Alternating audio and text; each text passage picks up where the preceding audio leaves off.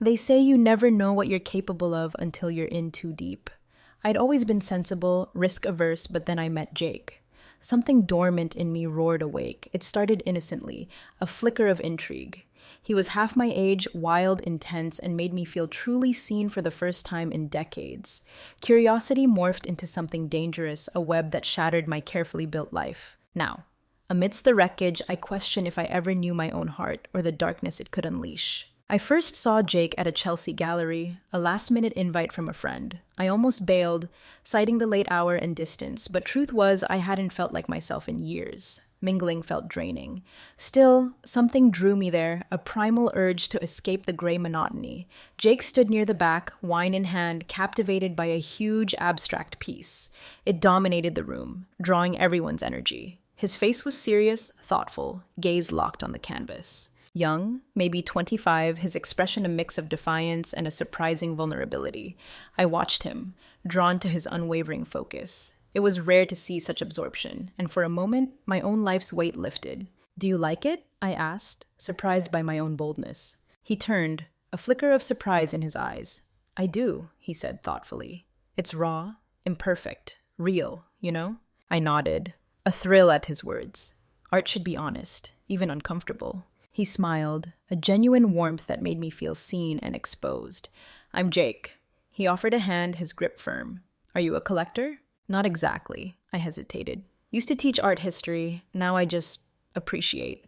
We talked for hours that night about art, life, what makes us human.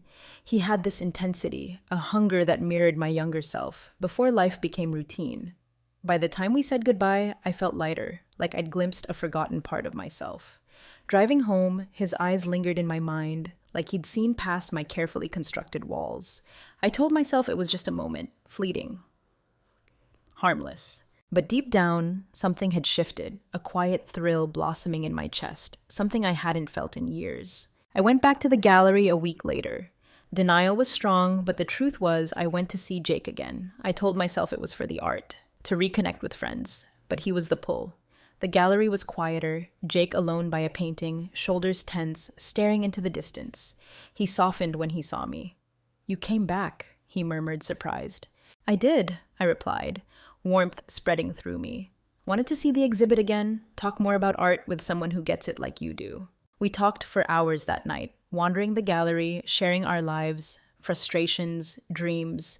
Jake spoke of money struggles, the pressure to create, a lingering emptiness. He felt adrift, his art his only anchor. He laid himself bare, no shame, no fear.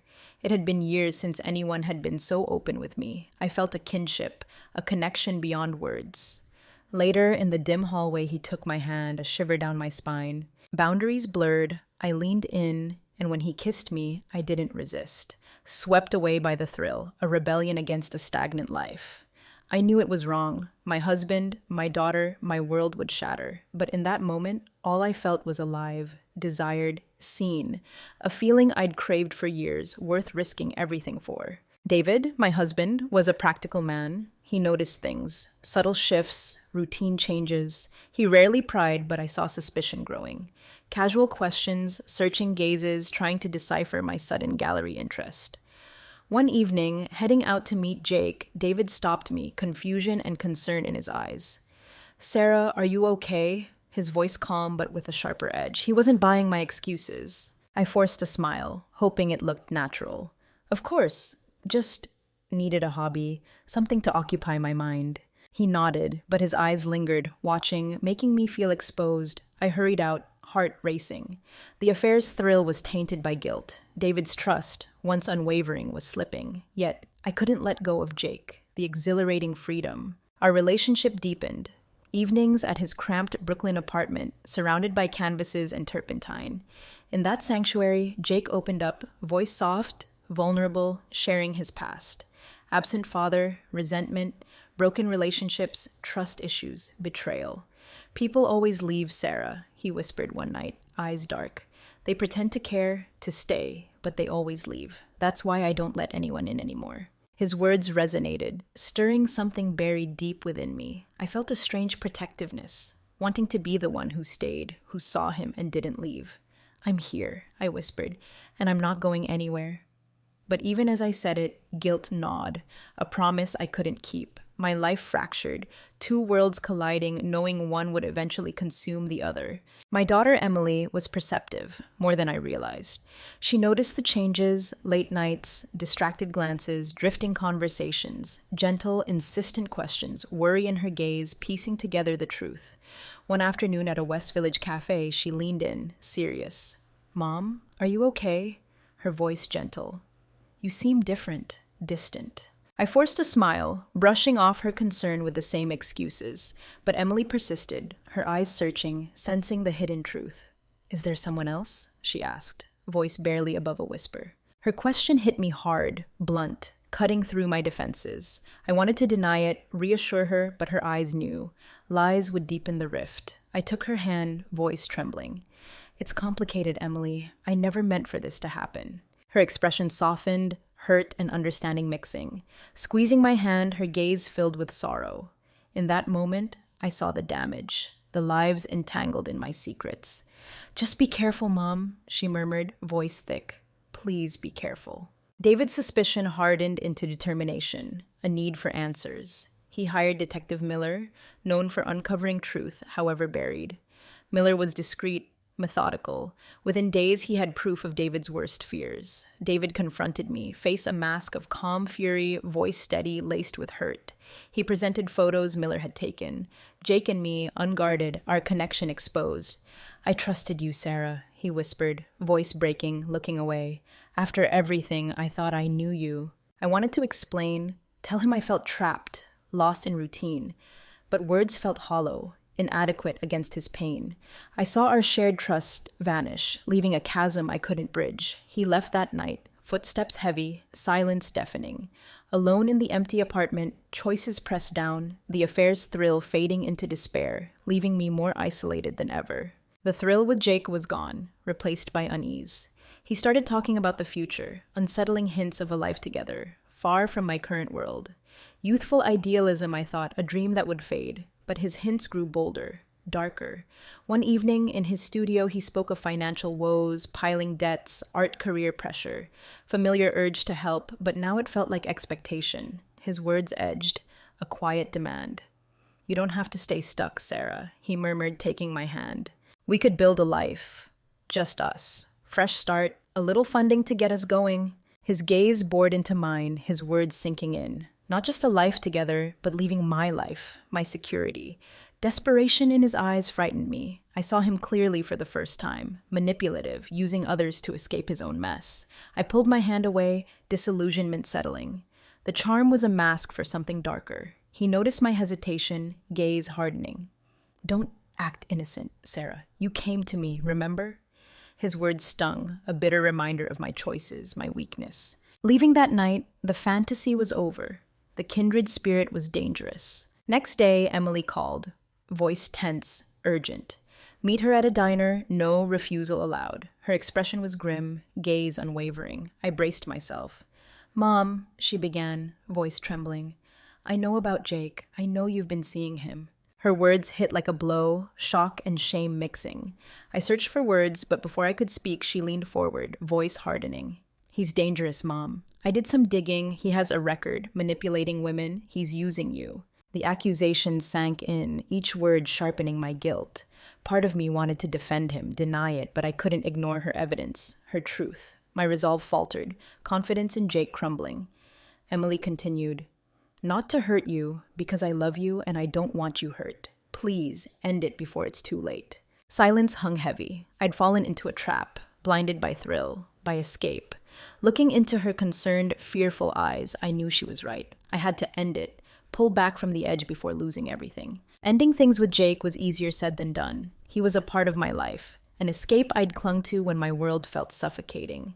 Preparing to face him, to end it, David approached, expression steely, unreadable. "I know about Jake," his voice quiet fury. He held a file, photos of me and Jake, places I thought were private, each image a reminder of betrayal, lies, broken trust. "I've hired a lawyer," he continued, gaze unwavering. "If you don't end it, I'll divorce you, and everyone will know the truth." The ground shifted. My life closing in, his ultimatum sank in. I'd underestimated David's resolve, his willingness to act. My affair with Jake had cost more than I knew, consequences far reaching. That evening, meeting Jake, I resolved to end it, cut ties before irreversible damage.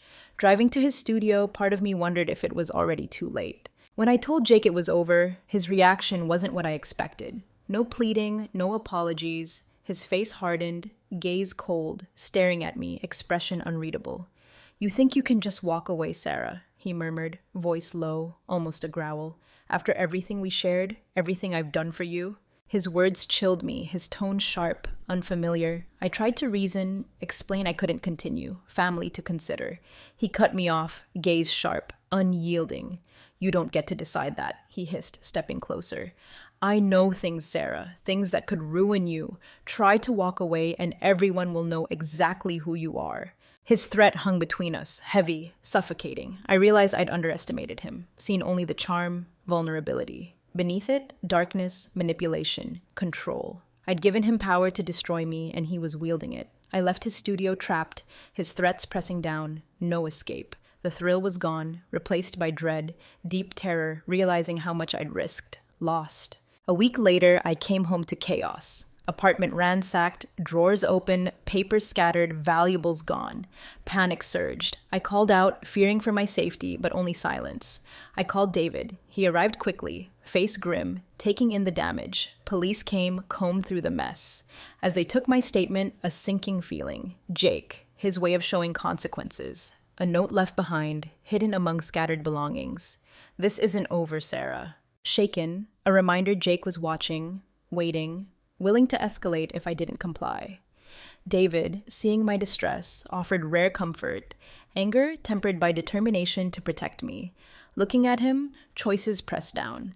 My affair had set off a chain I couldn't control. Detective Miller continued his investigation, spurred by David's insistence on uncovering everything about Jake. One evening, Miller came with a file, grim expression. I knew it would be bad, but unprepared for the betrayal within those pages. Jake wasn't a struggling artist. He targeted vulnerable women, ingratiating himself, manipulating, using them for money, connections, then leaving.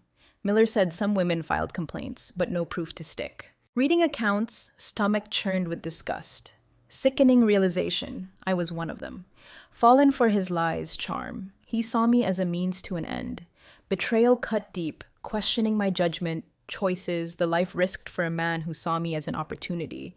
Shame, humiliation, powerlessness, played. The affair, a game to him. Miller's final words lingered as he left.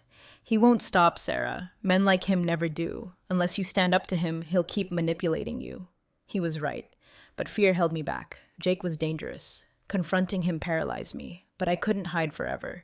To reclaim my life, I had to face him. Determined to end it, I confronted Jake, summoning courage to say it was over. I was done being his pawn, hoping he'd let go, walk away, let me rebuild my life. His reaction was terrifying. Next night, returning home, apartment engulfed in smoke. Flames licked walls, spreading relentlessly. Firefighters arrived, contained the blaze, but my study, my sanctuary, was ashes, charred remnants of my life. Among debris, a scorched note. "I told you this wasn't over." Shaken. Jake crossed the line from manipulation to violence. Dread filled me. David's face a mask of anger, fear, surveying damage. Silence heavy. Despite our fractured relationship, he promised to stand by me, protect me from the nightmare he'd unleashed. But even with his support, Jake's presence lingered. He wouldn't stop until he'd taken everything. Fire, a warning, reminder of his power. Only escape was confrontation. The ordeal took its toll. But in the aftermath, something shifted between David, Emily, and me. Walls crumbled.